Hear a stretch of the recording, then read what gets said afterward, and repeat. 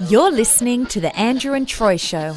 Joining us today, Andrew, for a chat is good friend of the show, fellow Star Observer journalist, and now children's book author, my friend and yours, Samuel Leighton-Dore.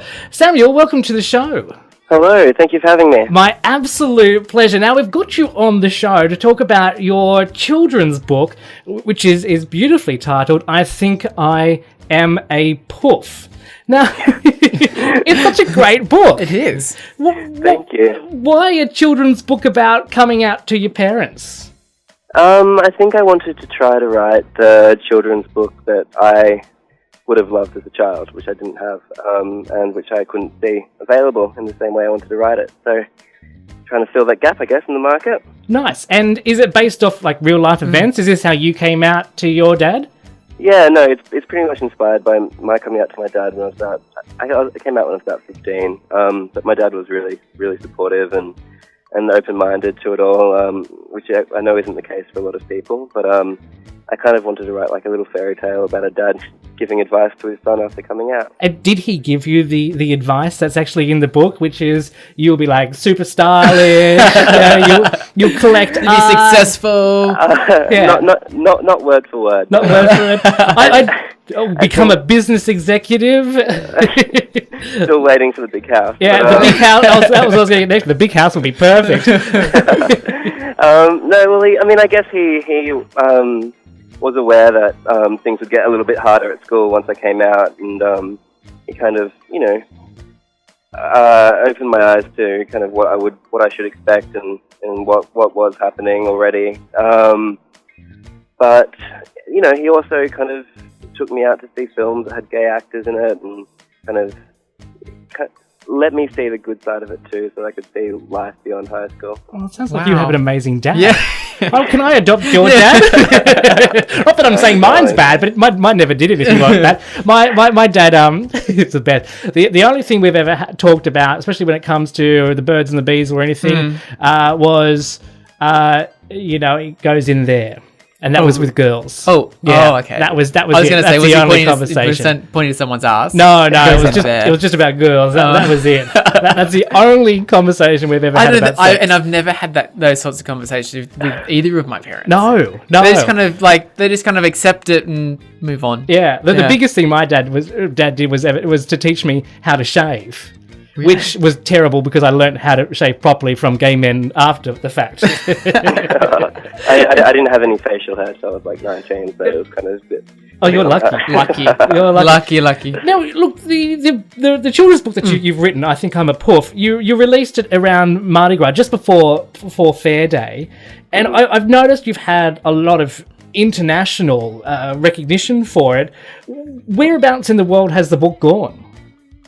We were lucky enough to kind of have the video that we did kind of shared on BuzzFeed, which got a lot of attention kind of from different gay organisations around the world, and we had like The Advocate wrote something, Pink News in the UK. So I've been selling copies, country America and Germany, and I got a girl who runs a gay youth group in Russia got in touch with me. Wow. And asked for a few copies to share with Russia. In Russia, it's kind of an underground. It would have to be very underground. No, she it was all very secretive, and that's illegal. But it was kind of cool to know that the power of the internet, I guess. Yeah, and have any libraries or kids centres or even kids shows taken the book on board? The country's biggest library supplier has bought a few copies. I'm not sure if they're actually in libraries yet, but there's been quite a bit of interest, and it's really exciting. Probably about 80% positive and 20% just completely repulsed. But I think that's always going to be the case when you're doing something. Of course. Could you ever imagine Play School reading this in one of their shows? I actually gave a copy to Monica. I love Monica Trappier. Yeah. Yeah, she's amazing. She has a homeware store kind of in Newtown. Newtown, which is where I live. So I dropped off a copy to her. And I'm not sure if she loved it or not, but Do you think you could do a video with her, Noni Hazelhurst style? You know? I think, I mean, obviously, I was thinking that. I mean, I didn't want to rip off the go the fuck to sleep too much. No, I don't think anyone could take that off, but at least in that style. I'm shooting for Stephen Fry. That's my goal. Yeah. Even better. Yeah. Yeah, look, dream big. Go exactly for it. Right. Now, your message is clear, and that coming out gay, your life will be fabulous, even though you may be bullied. How have people taken that message that you're putting out there in this children's book? I think, the majority has found it, have taken it as it was intended, which was to be kind of humorous, tongue-in-cheek, and well-intentioned. A small minority of people have kind of, become quite defensive over it and feel that it's, further perpetuating stereotypes, especially with the straight community and whatnot. But I guess my response to them is just that, the book is a modern day adaptation to the classic fairy tale. We have your villains who are the bullies at school and the heroes, and the only difference is that in this case the hero is a young gay boy. Yeah. One page that I know copped a little bit of flack was the page about the surrogacy program, and the line that reads in there, "And maybe pay a stranger to give birth to your child."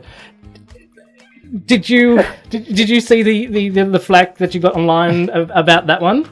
I kind of stopped reading after a while. Good idea. Because I'm, a sensitive Cancerian and I can't really take it. But, I think I kind of expected that it would ruffle some feathers. So, and it did start a conversation, which was my goal with it. Oh, exactly.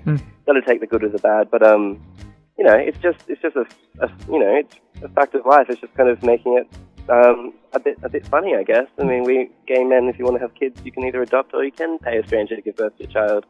It doesn't take away from the child or the family. It's just the reality of it. Exactly. And I found with some of the negative comments about that page, that line, is that social media comes to your defense and fixes that problem. They came back with that similar response.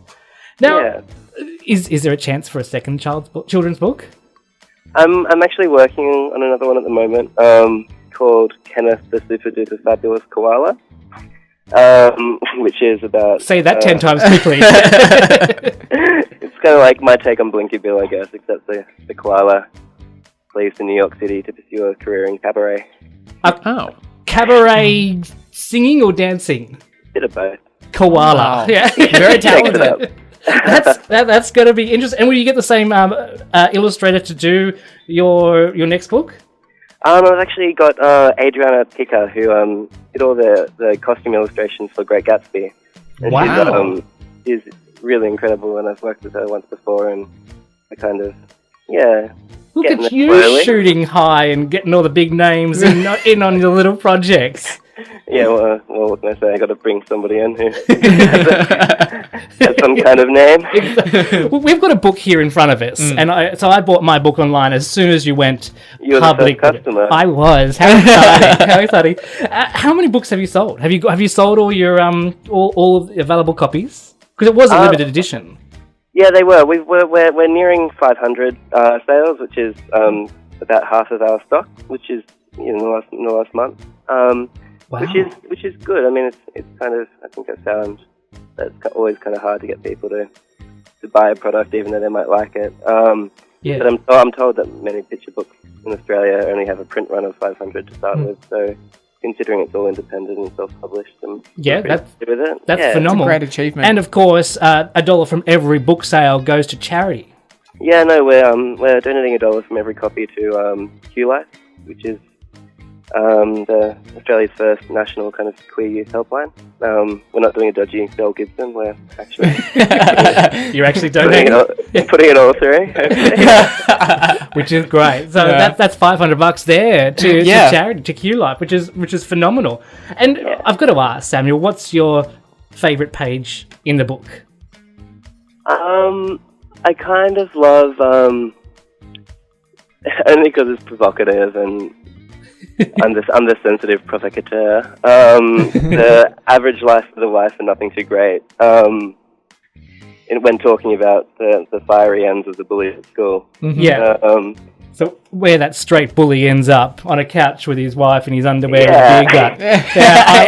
I mean, a lot of people have kind of found that offensive, but I think if you're a kind of middle-class heterosexual person in a relationship, you know, if you're going to find something to be offended by, then and let's just go be for honest. it, but as a grown man who was bullied for being gay in high school, you know, I look at the guys that used to bully me on Facebook nowadays, and they are that overweight guy married with, you know, a beer can in their hand. There's a little bit of truthful poetic justice in it. Yeah, I mean, it's poetic justice, I guess, in a sense, and that's not, you know, obviously not like a blanket statement against all straight people, because I'm not that stupid, but it's kind of just, I wish I'd known when I was young that, you know, things aren't going to stay as they seemed at the time, which was these select few people having all the kind of, holding all the shots and you know, using their power as they pleased. I wish I'd kind of seen what I do now, which is, you know, creative people and kind people and ambitious people do well, and the people who... That phrase goes, things get better.